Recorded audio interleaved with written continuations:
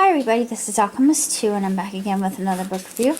I just read Reckless by Cornelia Funke, and this is the first book in the Mirrorworld saga. I'm thinking there are only 2 books, which is really quite unfortunate. But in this one we have Will, who has a vast fortune, and he goes into the Mirrorworld, and Jacob follows after him, but first he doesn't understand the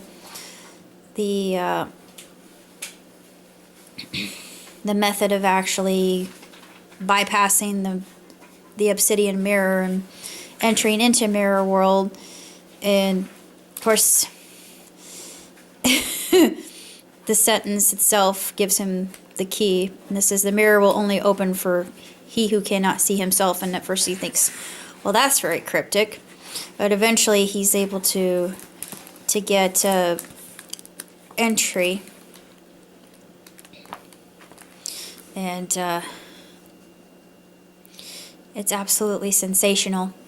And I love the way that Cornelia writes. Her poetry is just something of complete wonder, and it's sublime. And I've always loved the way that Cornelia paints a scene, and Inkheart was one of my absolute favorites of every book that she's written. And this is an earlier book that she wrote. It's still sensational, and I wish that they would redo Inkheart, because although I love Brendan Fraser, and I think that he was the right choice for the Silver Tongue, but I just think it could have been done better, and it should have received more notoriety, because honestly I thought the movie was just as good or better than the book, and I really wanted to see the whole trilogy done, but that may not ever happen. At least we got Inkheart. But this would be an interesting one to see too. But it really reminds me a lot of The Magicians, especially with the end of the first book, and I thought, ooh. But The Magicians is a lot different with Chadwick and all that, but if you know the story, then you know where I'm going with that. But I think maybe Les might have gotten some inspiration from Cornelia, who knows. I think a lot of authors do, because I know I do. I know that I receive tons of inspiration from books that I've read in the past, and even this one has really beautiful illustrations in it. If I can just show you. See, that's really beautiful. It's just one of the different chapters. I'm going to show you another illustration.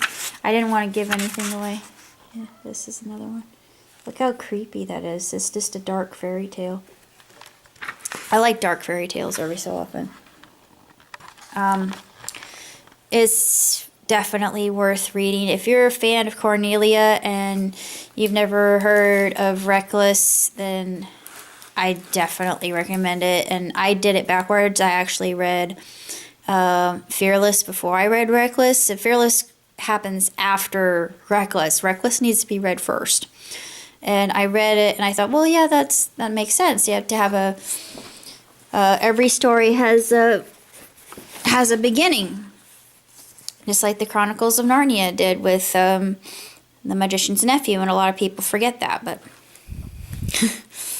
yeah, minor technicality. They've never put that into film either, just because it's too much like Lord of the Rings, and C.S. Lewis himself was a contemporary of J.R.R. Tolkien. Go figure. But with that being said, I think that Cornelia, her tale here, the perils of Mirrorworld, oh Lord, I can't even imagine. It's like the world of Fillory, and you think all these different lands here, and the trickery of the creatures and of themselves, who can you trust? And it brings that to mind so clearly. And I thought, yeah, her world is Mirrorworld is definitely like Fillory in many different ways. But I absolutely adored it. It was completely splendid, and I was enchanted throughout. And that's all I have to say. So until next time. Live long and prosper. Ciao, Tootsie.